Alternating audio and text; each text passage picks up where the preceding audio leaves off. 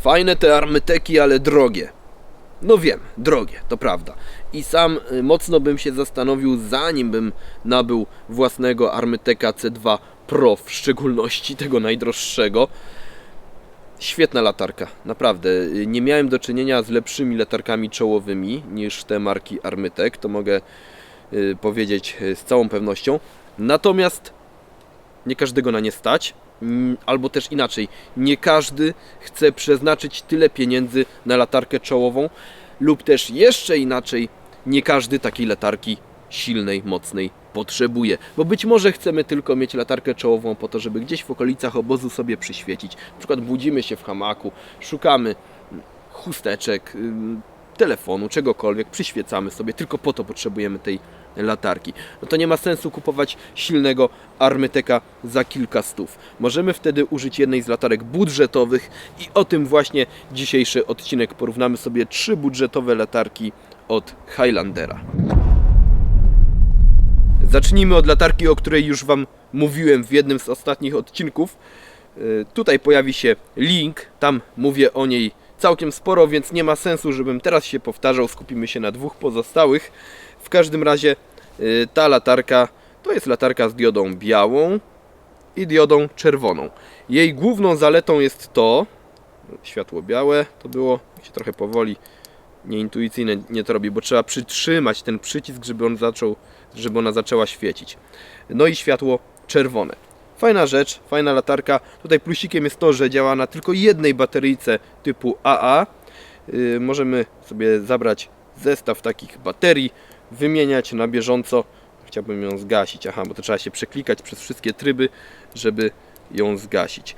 Światło czerwone, światło białe, wystarczające światło białe i właśnie ta pojedyncza bateria to są plusy tej latarki. Właściwie nie ma ona większych minusów.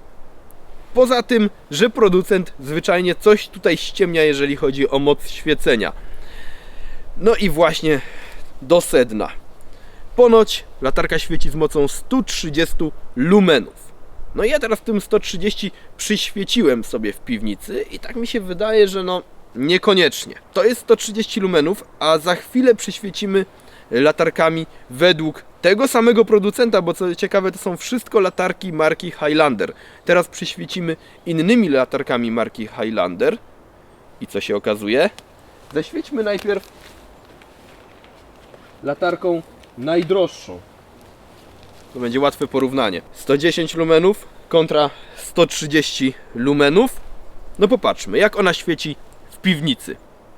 No i widzimy, że różnica jest znacząca. No popatrzcie sami. Latarka czołowa od Highlandera, cena około 100 zł. Widzieliście, że świeci lepiej niż latarka za około 50 zł, również od Highlandera, która niby świeciła 130 lumenów, ta świeci niby 110, a świeci dużo mocniej. Tak więc warto czasem obejrzeć właśnie taki filmik na YouTubie, porównać sobie, jak jest rzeczywiście z tym świeceniem. Bo jak się okazuje, inaczej niż twierdzi producent. To jest bardzo częste. Ta latarka działa na czujnik ruchu, czyli machnę sobie ręką, mam światło. Machnę drugi raz, nie ma światła. Bardzo fajna rzecz. O, drzewa się walą gdzieś w okolicy. Wycinka postępuje. No popatrzcie. Świecę sobie i tylko pyk, nie świecę. Pyk, świecę. I to nie jest tak, że coś nam gdzieś tutaj przyleci przed oczami i ona zgaśnie. Widzicie? Bo jeżeli jest nawet taka odległość, to nic się nie dzieje. Ten czujnik ruchu działa tylko na bliską odległość. Więc muszę naprawdę tutaj przyłożyć gdzieś sobie. Odpala się i gasi. Naprawdę świetna rzecz. Ja chyba będę tej latarki używał. Oczywiście podczas takich prac obozowych. No po prostu kiedy nocuję w terenie, czasem trzeba gdzieś sobie przyświecić. Ona jest wystarczająca, żeby okolice obozu sobie oświetlić. Jest najsilniejsza z tych słabych latarek, więc generalnie, jeżeli miałbym wybierać, to bym zainwestował, dał tę 100 naprawdę w latarkę, która świeci silnym światłem. A dodatkowo mam właśnie ten fajny bajer, że ja nie muszę gdzieś tutaj szukać tego przycisku, naciskać go na czole, tylko po prostu sobie machnę i mam światło. Fajna funkcja, silne światło, jak na tanie latarki. Nie wiem ile dokładnie lumenów, no bo ciężko to stwierdzić, skoro producent mówi 110, a się okazuje, że jest więcej tak naprawdę niż 130, które jest w tej za 50 zł, no więc nie wiadomo. Oczywiście możemy sobie ustalić tutaj kąt świecenia, na przykład świecić w dół, ale to jest takie oczywiste. Z minusów, jakie tutaj zauważyłem, no nie ma ich wiele tak naprawdę, ale ja nie lubię, jak baterie są z tyłu. Lubię, kiedy one są po prostu w latarce, wszystko mam z przodu, w jednym miejscu, a te baterie z tyłu, nawet jeżeli one mają tutaj taką miękką gumę, to jednak uwierają mnie gdzieś w czachę. Jeżeli mam czapkę, to nie, ale jeżeli ubieram latarkę na gołą głowę, no to jednak czuję, że coś mnie tutaj trochę gniecie. No nie jest to do końca fajne. No i też 3 baterie typu AAA, czyli znowu ta zabawa z bateriami. Trzeba ich naprawdę dużo ze sobą zabierać, żeby wymieniać je na bieżąco. Potem wiadomo, mieszają się zużyte z nowymi i tak dalej, i tak dalej. Wolę, kiedy tych baterii jest mniej, albo jeżeli to jest akumulatorek, no to już w ogóle super, jakiś potężniejszy, mocniejszy, który możemy dodatkowo doładowywać jeszcze na przykład z powerbanka.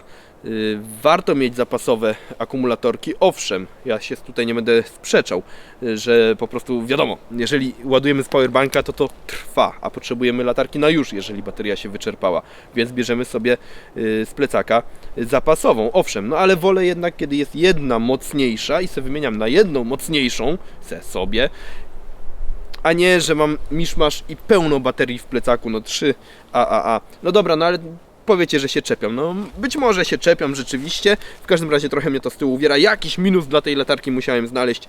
Niemniej jednak z tych 3 wybrałbym właśnie tą. Dlaczego nie tą, o której jeszcze nie powiedziałem? No dowiemy się o tym, kiedy o niej powiem, czyli teraz. To nie tak, że ta latarka nie jest godna polecenia w swoim segmencie cenowym. Jeżeli nie chciałbym przeznaczać 100 na latarkę, tylko mniej, no to wybrałbym jednak tą. Dlaczego? Ano dlatego, że świeci ona mocniej niż ta pierwsza prezentowana. No ale minusem jest tutaj po pierwsze to, że znowu mamy te 3 baterie typu AAA, czyli znowu nosimy ze sobą masę baterii. W ten sposób są tutaj umieszczane. I czym ta latarka nam się charakteryzuje takim? No też sobie kąt świecenia ustalamy. Siła światła to jest coś pomiędzy tą najtańszą, a tą najdroższą z prezentowanych. Zobaczycie, jak świeci w naszym laboratorium. Widzicie, jaka jest siła tego światła. Przełączamy tryby, słabsze i no właśnie to. To mnie zadziwia. Mamy tryb światła czerwonego, które sobie miga, pulsuje. Takie światło alarmowe. No i kiedy pierwszy raz używałem tej latarki, myślę, no kliknę jeszcze raz, dostanę tryb ciągłego światła czerwonego, klikam, koniec trybów. Nie ma ciągłego światła czerwonego. Dlaczego? Nie mam zielonego pojęcia. Ktoś umieścił w tej latarce dodatkową czerwoną diodę po to tylko, żeby ona działała w trybie pulsacyjnym, a nie ciągłym. No głupota dla mnie totalna. Jeżeli byłby tutaj tryb świecenia ciągłym światłem czerwonym, nawet bardzo słabym, to jest super opcja, bo światło czerwone, nawet bardzo słabe, zawsze pomoże nam coś gdzieś w najbliższej okolicy odszukać, znaleźć, po coś sięgnąć. Natomiast nie zwraca na nas uwagi z daleka i nie zwraca też uwagi owadów, a w szczególności komarów. No tak głoszą w każdym razie legendy. Kiedyś to testowałem. Jeżeli to światło czerwone jest naprawdę mocne, no to właśnie, to te komary i tak przylecą do nas. Ale jeżeli to światło jest właśnie takie słabe, jak ta dioda czerwona, to ja znajdę, co chcę znaleźć, a owady nie zareagują. I o to właśnie chodzi. Gdyby ta latarka świeciła ciągłym czerwonym, byłoby super. A tak mamy niepotrzebny bajer, którego przecież nikt nie używa nigdy. Jeszcze nie spotkałem się z tym, żeby ktoś wykorzystał światło pulsacyjne. W ogóle nie wiem po co. Mówią niektórzy, że to jest po prostu sygnalizacja, światło sygnalizacyjne. Odpalamy i swoją pozycję z daleka, bo ktoś tam gdzieś idzie, chcemy, żeby zwrócił na nas uwagę. No ale przecież możemy sobie odpalić zwykłe światło i robić coś takiego i też mamy sygnalizację. Też mamy pulsacyjne światło. No ale dobra, ktoś wymyślił, że to jest fajne rozwiązanie. Więc tak, jeżeli chodzi tylko o samą diodę białą, świeci z wystarczającą siłą do takich właśnie działań obozowych. opaska. No i to jest fajne, że nie ma tutaj tych baterii, że nic mi nie uwiera z tyłu. Wszystko jest z przodu. To jest plus względem tej najdroższej latarki. Ja nie mówię tutaj o modelach, bo to jest wszystko Highlander. Ja nie wiem, czy one w ogóle mają jakieś nazwy, te latarki swoje. Wszystko jest w linkach pod filmem. Tam jest specyfikacja tych latarek. Ceny oczywiście. No i co? Wygoda, malutka, leciutka. Jak najbardziej mogę polecić. Wybrałbym chyba jednak tę droższą, bo bardzo podoba mi się ta funkcja, że bez szukania przycisku mogę sobie odpalać i gasić tę latarkę. Natomiast no trochę te baterie czuć na głowie. Każdą z tych latarek przetestowałem. Działają, sprawdzają się. Nie są też stworzone z jakiegoś lipnego plastiku, który za chwilę by się połamał, jak jedna z latarek również Highlandera, którą pokazywałem Wam w zestawieniu najgorszych przedmiotów, jakie testowałem w roku 2022. Ona się łamała, rozpadała, nie. Tutaj tego nie ma, tutaj mamy wytrzymały ABS. To by było na tyle, jeżeli chodzi o budżetowe latarki czołowe. Co w kolejnym odcinku? Macie pomysł na jakiś sprzęt, o którym warto byłoby opowiedzieć? Dajcie znać w komentarzach.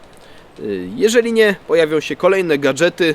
Najprawdopodobniej przestaliśmy trochę nagrywać ten poradnik bushcraftowy. Nie wiem, czy ma to w ogóle jakikolwiek sens, bo właściwie powiedzieliśmy sobie o najważniejszych rzeczach. Chyba że chcecie o jakimś zaawansowanym bushcrafcie, dajcie znać. Jak najbardziej na adwenturerze skupiamy się na survivalu. Tutaj możemy skupić się na bushcrafcie i wykorzystaniu sprzętu ze sklepu Millworld właśnie podczas wypadów bushcraftowych. Dajcie znać, czy interesują Was takie odcinki nieco bardziej wypadowe, przygodowe na kanale Millworld. A tymczasem na razie trzymajcie się czołgiem i do kolejnego odcinka.